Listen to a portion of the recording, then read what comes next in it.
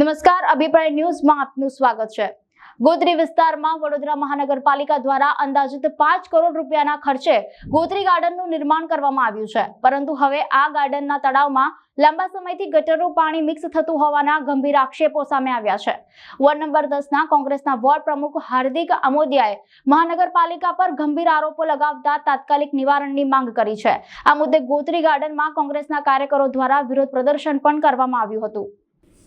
Ward number 10ના કોંગ્રેસના ward પ્રમુખ હાર્દિક અમોદિયાના જણાવ્યા અનુસાર ગોત્રી ગાર્ડનના તળાવમાં ગટરનું પાણી ભળી રહ્યું છે, જે પર્યાવરણ તેમજ નાગરિકોના આરોગ્ય માટે જોખમરૂપ છે। અનેક વખત રજૂઆતો છતાં કોઈ નક્કર કાર્યવાહી ન થતાં કોંગ્રેસ દ્વારા વિરોધ પ્રદર્શન કરવામાં આવ્યું। આ વિરોધમાં કોંગ્રેસના મહામંત્રી સુનિલ પરમાર, યુવા કાર્યકારી પ્રમુખ પવન ગુપ્તા સહિતના કાર્યકરો જોડાયા હતા।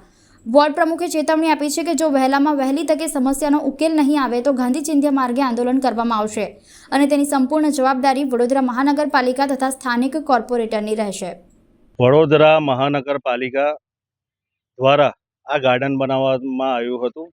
7 વર્ષ થયા છે હજુ, પણ 30 વર્ષથી ભારતીય જનતા પાર્ટીનું શાસન છે, એક હથ્થું શાસન છે। આ ગોત્રી તળાવમાં ગટરનું પાણી ઠાલવવામાં આવી રહ્યું છે। એનું કારણ એવું છે કે આ જે પબ્લિક જે ચાલવા આવે છે, જનતા ચાલવા આવે છે, વડીલો ચાલવા આવે છે, એના સ્વાસ્થ્ય સાથે છેડા થઈ રહ્યા છે એવું દેખાઈ આવે છે। કારણ કે આજે જુઓ કે 30 વર્ષથી લોકોએ ખોબા ભરીને વોટ આપ્યા, એની જગ્યાએ આજે જનતાને હાલાકી ના પડે એવું સગવડ આપવી જોઈએ, એની જગ્યાએ સ્વાસ્થ્ય સાથે છેડા થઈ રહ્યા છે। વડોદરા મહાનગરપાલિકાનું નિરાકરણ નહીં લાવે તો અમે ગાંધી ચિંધ્યા માર્ગે આંદોલન કરવું પડશે। બીજી વસ્તુ એ કહેવા જઈએ છે કે આ તાત્કાલિક ધોરણે આનું નિરાકરણ લાવવું જોઈએ। જે બી અધિકારી હોય, જે બી કોર્પોરેટર હોય, એ લોકો અહીંયા આવવું જોઈએ અને તાત્કાલિકપણે એનું નિરાકરણ લાવવું જોઈએ। સંવાદદાતા સાથે અભિપ્રાય ન્યૂઝ, વડોદરા। આવા જ વધુ સમાચારો જોવા માટે સબસ્ક્રાઇબ કરો અમારી યુટ્યુબ ચેનલને અને જોડાયેલા રહો ફેસબુક, ઇન્સ્ટાગ્રામ અને ટ્વિટર પર।